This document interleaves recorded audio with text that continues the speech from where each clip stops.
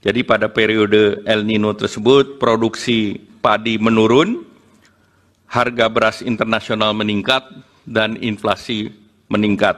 Nah, itulah salah satu pertimbangan ada bansos terkait dengan El Nino. 46% itu di luar bantuan El Nino. Sehingga kami kembali reguler menyerahkan bantuan reguler PKH dan BPNT. Sedangkan yang BLT El Nino 2024 belum dieksekusi atau tadi namanya menjadi mitigasi risiko pangan. Itu yang dimungkinkan Kemensos pun akan bertambah.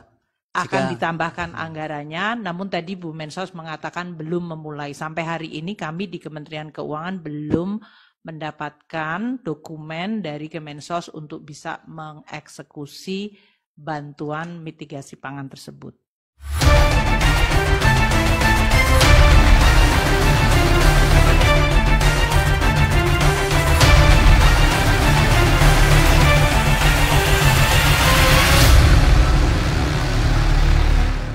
Assalamualaikum warahmatullahi wabarakatuh. Alhamdulillahirrabbilalamin. Allahumma shalli ala sayyidina Muhammad wa ala ali sayyidina Muhammad. Balik lagi di Blog 1 Channel dalam obrolan berita populer bersama saya yang sampai hari ini tak kunjung populer.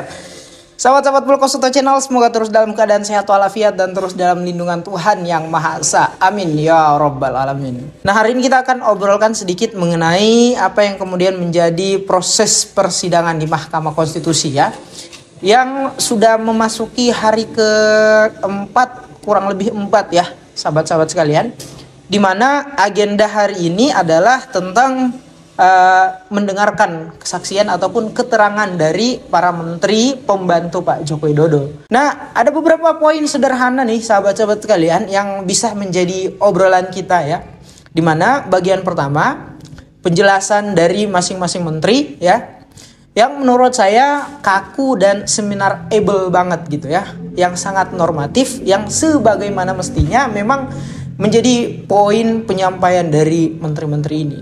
Dan kalau kemudian ada komentar-komentar yang mengatakan bahwa bagaimana ya dengan data dan fakta yang sudah dibukakan oleh masing-masing menteri, masihkah paslon 01, paslon 03 beserta pendukung-pendukungnya ini kemudian masih mencurigai kerja-kerja menteri dan lain sebagainya ya. Ya, ini tentu sangatlah lucu ya. Karena kalau kita nonton seluruh proses persidangan yang ada di Mahkamah Konstitusi, selain para menteri ini memberikan keterangan kaku, seminarable dan sangat normatif, ada beberapa juga jawaban-jawaban yang begitu kurang nyambung dari beberapa jawaban para menteri atas pertanyaan dari hakim-hakim ini ya. Termasuk ya sebenarnya sebentar kita akan bahas gitu sahabat-sahabat sekalian, tapi di awal ini saya bilang begini. Termasuk misalnya ketika Ibu Mensos yang ditanyakan kok perannya dalam membagikan bantuan sosial sangat minim gitu ya. Tidak dijawab secara teknis oleh Ibu Mensos, tapi kemudian ada jawaban-jawaban yang bersifat berkelakar gitu untuk tidak menyentuh unsur politis yang ada dalam bansos ini, yang selama ini menjadi kejanggalan dan pertanyaan besar oleh publik gitu ya. Yang selanjutnya pernyataan dari salah satu hakim Pak Prof. Arief Hidayat yang mengawali pernyataannya dengan mengatakan alasan dari pemanggilan beberapa menteri selaku pembantu Pak Joko Widodo, dan kemudian juga mengatakan bahwa kenapa tidak memanggil Pak Joko Widodo karena kurang elok rasanya. Soal elok atau tidak sahabat-sahabat sekalian, ini yang penting untuk kita soroti agar kemudian apakah alasan ini masuk akal untuk kita terima atau tidak. Kenapa? Karena bicara elok dan tidak, susah untuk mencari standarisasi apakah dia wajar dikatakan elok atau tidak gitu ya. Terlebih di lain sisi kita melihat dibanding dengan elok atau tidaknya melakukan pemanggilan terhadap Pak Joko Widodo, Pak Joko Widodo selaku presiden adalah orang yang kemudian mendapatkan banyak klaim terkait dengan isu cawe-cawe politiknya dalam proses pemilihan presiden kali ini ya. Terkait dengan berbagai macam kejanggalan proses pelaksanaan bukan hanya pada apa yang kemudian dilakukan para 4 menteri tadi ini, tapi juga dengan berbagai macam kebijakan-kebijakan negara yang tidak menjadi wewenang 4 para menteri ini. Semestinya ya, kalau saya menilai Pak Joko Widodo memanfaatkan momentum ini untuk kemudian membantah asumsi itu bahwa sebetulnya dalam pemberian keterangan saya bertanggung jawab kepada publik saya ya. Apalagi isu Pilpres ini bukan isu hanya sebagian kelompok saja, tapi secara menyeluruh bagi masyarakat Indonesia. Dan dalam proses pemilihan presiden kemarin kita lihat banyak hal-hal yang janggal menjadi pertanyaan-pertanyaan publik. Nah, momentum itu seharusnya yang dilihat oleh Pak Joko Widodo untuk kemudian menjelaskan kepada publik, menerangkan kepada publik. Dan sangat pantas justru kalau Pak Presiden Joko Widodo yang kemudian menjelaskan hal demikian. Kita justru melihat sikap patriot, sikap tegas dari seorang pemimpin untuk menjelaskan, mempertanggungjawabkan kerja-kerja negara kepada publik. Dan poin yang selanjutnya, sebetulnya dalam proses pertanyaan kepada menteri-menteri ini ada beberapa pertanyaan yang tidak bisa dijawab oleh para menteri ini karena memang di luar jangkauan mereka ya. Misalkan ada pertanyaan dari Pak Prof. Saldi Isra terkait dengan kenapa Pak Presiden Joko Widodo lebih banyak berkunjung ke Jawa Tengah, dan isu kunjungan dia ke Jawa Tengah dalam konteks Pilpres ini adalah untuk memecah suara dari ya paslon yang berkaitan dalam kontestan politik gitu. Apakah ini berkaitan gitu ya? Tentu saja pertanyaan itu mesti dijawab langsung oleh Pak Presiden karena di luar jangkauan apa yang kemudian harus disampaikan oleh para menteri ini. Yang selanjutnya juga tadi berkaitan dengan nomenklatur dari kerja-kerja kementerian yang bukan dalam tanggung jawab dan wewenangnya, tapi kemudian juga dia ikut melaksanakan di luar kerja-kerja tanggung jawab dan kewenangannya. Apa itu? Menko PMK, Menko Airlangga, begitu juga dengan Pak Zulhas ya. Yang masing-masing orang ini ada orang-orang yang melaksanakan pembagian bansos dan terlihat dalam proses pembagian bansosnya ada maksud terselubung ataupun terbuka dalam mengkampanyekan anak Pak Presiden Joko Widodo gitu sahabat-sahabat sekalian. Dan kalau kita mau melihat ya terkait dengan nomenklatur sistem pemerintahan seperti ini sangat wajar, sangat pantas untuk kemudian dipertanyakan dan dijawab oleh Pak Presiden Joko Widodo sendiri. Mengapa demikian? Meskipun di lain sisi kita tidak melihat adanya sikap tegas dari Pak Presiden Joko Widodo untuk memihak kepada salah satu calon tertentu, artinya saya ingin bilang ya bahwa ini secara administratif. Ya meskipun kita tahulah di sisi lain sebetulnya nggak mesti ada hal yang bersifat administratif untuk mengetahui Pak Presiden Jokowi bersikap kemana dalam kontestasi Pilpres kemarin gitu ya.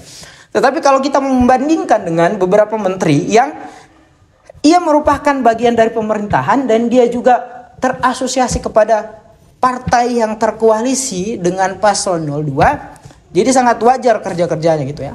Maksud saya pertanyaan yang kemudian kita berikan kepada Pak Joko Widodo, apakah kemudian hal itu tidak dilihat sebagai sikap etis dari para penyelenggara negara yang harus membedakan kapan dia menjadi seorang menteri dan kapan dia menjadi seorang petugas partai ataupun kader partai untuk mengkampanyekan pasangan calon tertentu karena di lain sisi mereka berkoalisi itu sahabat-sahabat sekalian ya.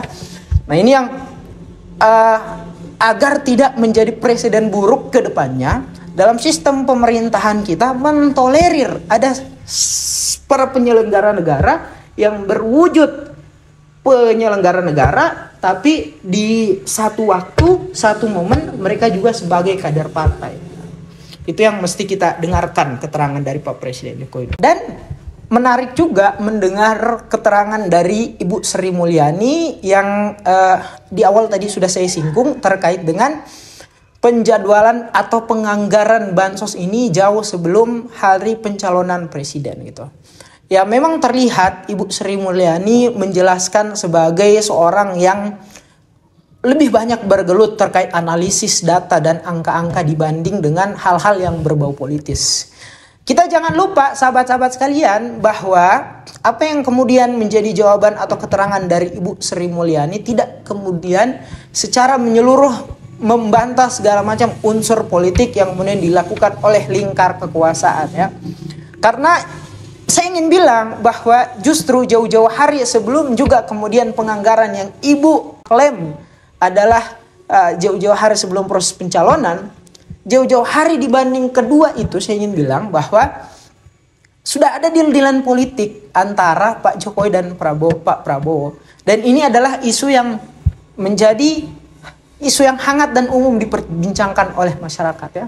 Dimana ketika Pak Prabowo menerima rekonsiliasi dari ajakan Pak Joko Widodo yang tidak serta-merta secara murni, saya ingin bilang bahwa itu kemudian dilakukan tanpa sebab dan tanpa alasan ya.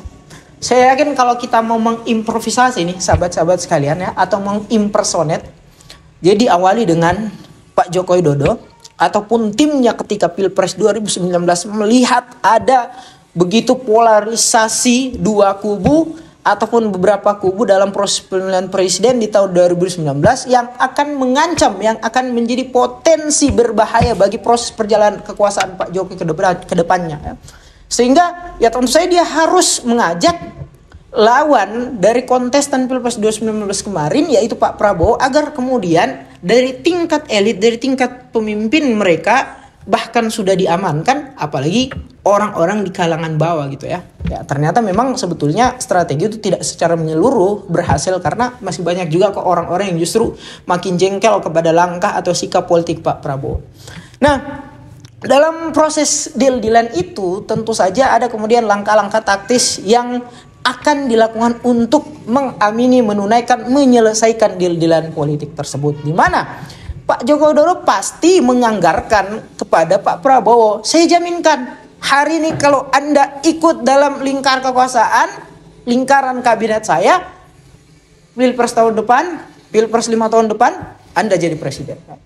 Dalam proses perjalanannya, deal-dealan ini sepakat Pak Joko Widodo yang kemudian diisukan menjadi salah satu aktor untuk memasangkan Pak Ganjar ya, yang menjadi perwakilan dari kader PDIP, yang menjadi orang yang juga kemudian mengendorse Pak Ganjar dalam proses pemilihan presiden sebelum pencalonan kemarin. Kita lihat membawa Pak Ganjar ke salah satu daerah A, B, C, D dan lain sebagainya, dan kemudian dalam pidatonya ia mengatakan pemimpin yang baik. Saya agak lupa tuh spesifik apa yang kemudian menjadi bahasanya, tapi nilainya gini, pemimpin yang baik itu ciri-cirinya berambut putih ya, siapa lagi kalau bukan Pak Ganjar kan ya.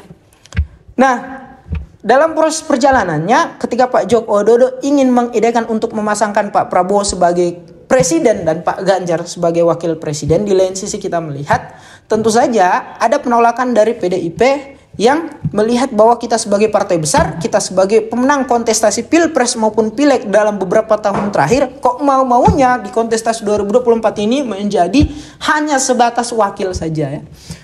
Sampai ke situ strategi mungkin agak buyar nih dari Presiden Pak Joko Widodo dan Pak Prabowo ya. Agak buyar, gimana lagi nih ke depannya nih ya.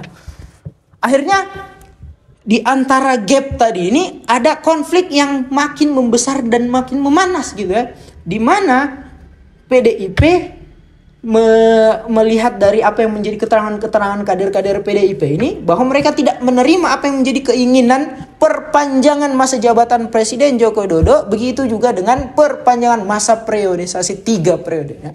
Semakin memanas lah. Akhirnya muncul alternatif Gibran, anak Presiden Joko Widodo, yang sebelumnya dalam beberapa survei politik namanya tidak sama sekali masuk dalam bursa wakil presiden. Nah, jadi itu kelihatan sekali ya, ada unsur, ada sistematis yang kemudian didesain sedemikian rupa untuk sebetulnya sudah ada deal-dealan politik antara Pak Jokowi, Pak Prabowo, dan dalam proses penyelenggaraan negara ada hal-hal yang kemudian untuk mendukung ide deal-dealan politik antara Pak Jokowi dan Pak Prabowo. Jadi singkatnya saya ingin bilang sahabat-sahabat sekalian bahwa penganggaran yang dimaksud Ibu Menkau ini adalah bagian dari proses kerja-kerja pemerintahan yang mendukung ide untuk menyatukan Pak Presiden, Pak Prabowo untuk menuntaskan deal-dealan politik Pak Prabowo dan Pak Jokowi. Muncullah alternatifnya Gibran ya. Meski harus melanggar etik, meski harus melanggar apa yang kemudian menjadi ucapan dari Pak Joko Widodo sendiri, meski harus menjilat ludahnya sendiri ya, dimana ketika dia mengatakan A ternyata yang terjadi A minus atau sebaliknya gitu ya. Meski harus melanggar aturan, meski harus yang pernah dikatakan Mas Gibran untuk menyelesaikan kerja-kerjanya sebagai wali kota di Solo, ia langgar. Baru beberapa tahun kemudian ia ikut dalam kontestasi presiden. Nah, ini luar biasa nih sahabat-sahabat sekalian ya. Ya secara menyeluruh kami melihat bahwa singkatnya gini, tidak akan mungkin keterangan-keterangan dari beberapa para menteri tadi ini akan secara spesifik, terbuka dan gamblang berbicara tentang segala macam siasat politik yang bersinggungan dengan kerja-kerja pemerintahan. Sebagaimana yang kita tahu bahwa menteri ini bagian dari pembantu presiden. Ya kalau memang titik beratnya adalah pembantu presiden, jadi akan wajar-wajar saja untuk kemudian apa yang mereka saksikan itu bersifat normatif, kaku, seminar-able dengan kerja-kerja pemerintah. Seperti biasanya sahabat-sahabat sekalian, saya meminta komentar dari sahabat-sahabat sekalian. Demikian dari kami, billahi taufiq wal hidayah, wassalamualaikum warahmatullahi wabarakatuh.